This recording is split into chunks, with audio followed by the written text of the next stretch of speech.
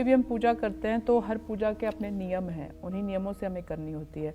और जब हम हनुमान जी की अगर पूजा कर रहे होते हैं तो उस समय किन नियमों का हमें ध्यान रखना चाहिए? देखिए, हनुमान जी की पूजा उपासना, हनुमान जी की पूजा में ब्रह्मचर्य का पालन अनिवार्य है। हनुमान जी ब्रह्मचर्य के प्रतीक हैं। एक बात जानती हो, रामायण का अर्थ तो सभी जानते हैं, लेकिन रामायण का एक अर्थ मैं बताता हूं अपने दिमाग से। ये 10 इंद्रियों वाला जो शरीर है ये दशरथ है।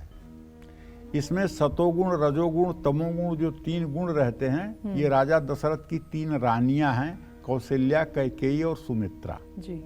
और ये तीनों गुण जब देह के साथ मिलते हैं तो 4 पुरुषार्थ का उदय होता है, धर्म, अर्थ, काम और मोक्ष।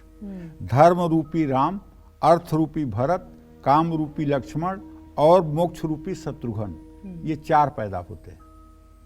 ठीक है। और ज्ञान रूपी सीता धर्म रूपी राम के पास आ जाती है जी।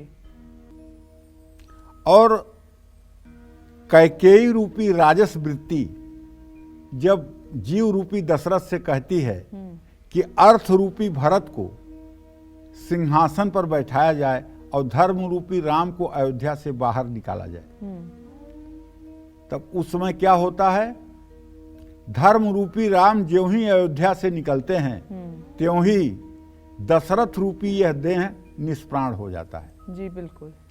और जंगल में जाकर के होता क्या है, वन में जाकर के ज्ञान रूपी सीता का रावण रूपी मन बलात् अपहरण कर लेता है और उन्हें ले जाकर के अशोक वाटिका में रखता है।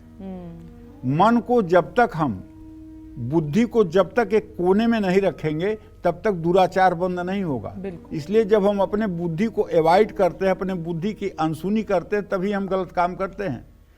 तो यहाँ पर हनुमान रूपी ब्रह्मचर्य जब आत्मा रूपी राम से मिलते हैं, तब आत्मा रूपी राम ब्रह्मचर्य रूपी हनुमान से मिलने के बाद सरसंधान करते हैं और मन रूपी 10 सिर वाले रावण का वध करते हैं जी। बिल्कुल। और ये कथा संपूर्ण होती है।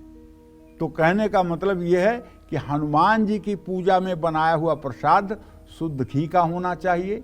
हनुमान जी को सिंदूर लगाने के लिए सिर्फ तेल या चमेली के तेल का ही प्रयोग करें। हनुमान जी को केसर या हल्दी मिला करके ही लाल चंदन लगाना चाहिए। सुबह हनुमान जी को गुड़, नारियल का भोग लगाना चाहिए। दोपहर को हनुमान जी को गुड़, घी और गेहूं के आटे के चूरमे का भोग लगाना चाहिए। रात के समय हनुमान जी को प्रसाद में फल का भोग लगाना चाहिए। हनुमान जी की उपासना में सिर्फ रुद्राक्ष या मूंगे की माला का ही प्रयोग करना चाहिए। जय मां विंध्यवासिनी।